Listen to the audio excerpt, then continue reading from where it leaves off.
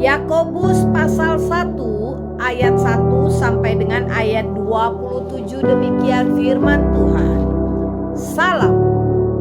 Salam dari Yakobus, hamba Allah dan Tuhan Yesus Kristus, kepada kedua belas suku di perantauan. Iman dan hikmat. Saudara-saudaraku, anggaplah sebagai suatu kebahagiaan apabila kamu jatuh ke dalam berbagai-bagai pencobaan, sebab kamu tahu bahwa ujian terhadap imanmu itu menghasilkan ketekunan. Dan biarkanlah ketekunan itu memperoleh buah yang matang, supaya kamu menjadi sempurna dan utuh dan tak kekurangan suatu apapun. Tetapi apabila di antara kamu ada yang kekurangan hikmat, hendaklah ia memintanya kepada Allah yang memberikan kepada semua orang dengan murah hati dan dengan tidak membangkit-bangkit, maka hal itu akan diberikan kepadanya. Hendaklah ia memintanya dalam iman dan sama sekali jangan bimbang, sebab orang yang bimbang sama dengan gelombang laut yang diombang-ambingkan kian kemari oleh angin. Orang yang demikian janganlah mengira bahwa ia akan menerima sesuatu dari Tuhan, sebab orang yang mendua hati tidak akan tenang dalam hidupnya. Keadaan rendah dan keadaan kaya. Baiklah saudara yang berada dalam keadaan yang rendah bermegah karena kedudukannya yang tinggi, dan orang kaya karena kedudukannya yang rendah, sebab ia akan lenyap seperti bunga rumput. Karena matahari terbit dengan panasnya yang terik dan melayukan rumput itu, sehingga gugurlah bunganya dan hilanglah semaraknya. Demikian jugalah halnya dengan orang kaya, di tengah-tengah segala usahanya ia akan lenyap. Pengujian dan pencobaan.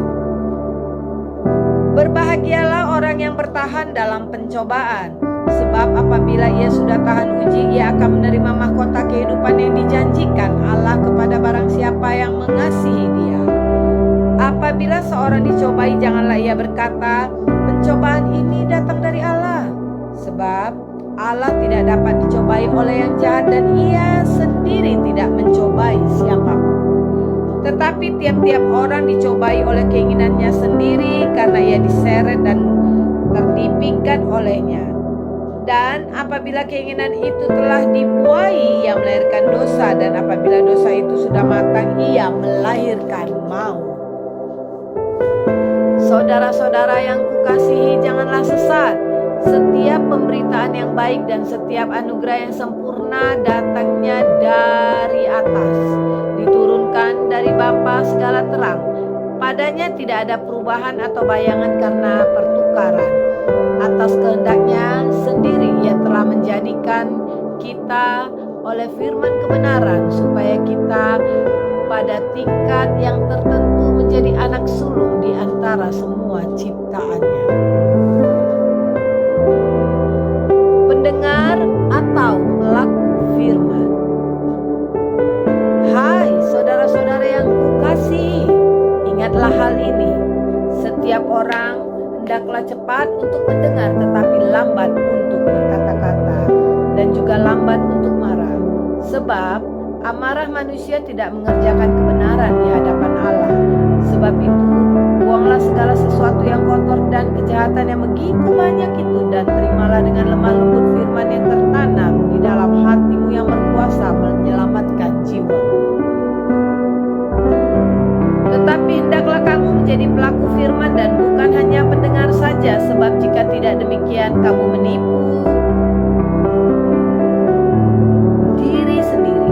Sebab jika seorang hanya mendengar firman saja dan tidak melakukannya, ia adalah seumpama seorang yang sedang mengamat-amati mukanya yang sebenarnya di depan cermin. Baru saja ia memandang dirinya, ia sudah pergi atau ia segera lupa bagaimana rupanya. Tetapi barang siapa meneliti hukum yang sempurna, yaitu hukum yang memerdekakan orang, dan ia bertekun di dalamnya, jadi bukan hanya mendengar untuk melupakannya, tetapi sungguh-sungguh melakukannya, ia akan berbahagia oleh perbuatannya.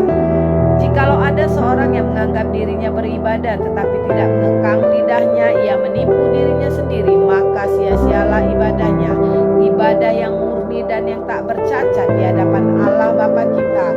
Ialah mengunjungi yatim piatu dan janda-janda kesusahan mereka dan menjaga supaya dirinya sendiri